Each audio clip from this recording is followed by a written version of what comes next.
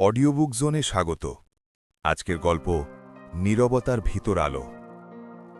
শহরটা খুব কোলাহলপূর্ণ ছিল। চারপাশে মানুষ, শব্দ, আলো সবই ছিল। তবু আয়ান সবসময় একা থাকত।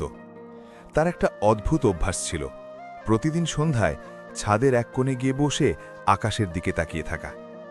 কেউ জিজ্ঞেস করলে সে শুধু হাসত, কোনো উত্তর দিত না। একদিন ঠিক সেই সময়ে পাশের বাসার নতুন এক মেয়ে নীরা ছাদে এলো। সে আয়ানের পাশে এসে দাঁড়িয়ে বলল, তুমি কি প্রতিদিন এখানেই বসো?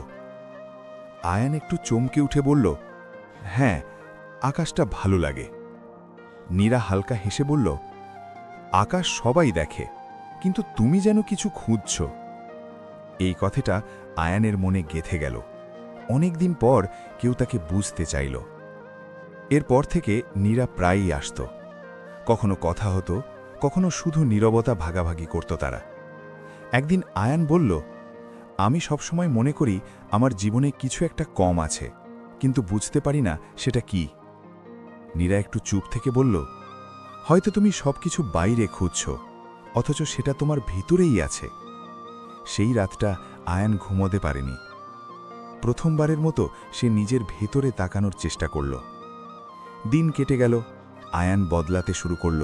সে লেখালেখি শুরু করল, নিজের অনুভূতিগুলো শব্দে ফুটিয়ে তুলতে লাগল। কিন্তু একদিন নীরা আর এলো না, পরের দিনও না, এর পরেও না। খোঁজ নিয়ে জানা গেল তারা হঠাৎই অন্য শহরে চলে গেছে। আয়ান আবার ছাদে গেল। আকাশটা আগের মতোই ছিল, কিন্তু এবার সে একা লাগছিল না, কারণ নীরার কথাগুলো তার ভেতরেই রয়ে গেছে।